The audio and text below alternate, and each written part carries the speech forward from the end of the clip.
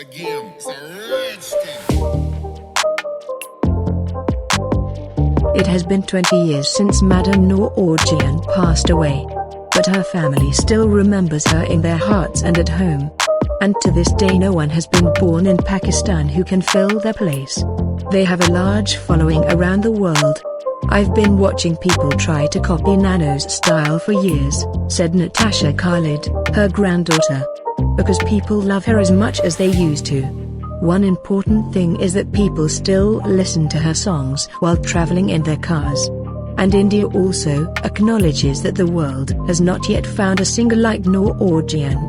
On the 20th anniversary of Noor Jehan, Natasha Khalid adopted exactly the same style and surprised the people.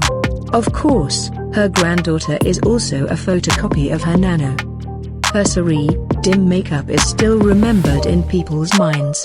A traditional identity that no one in the world has ever achieved.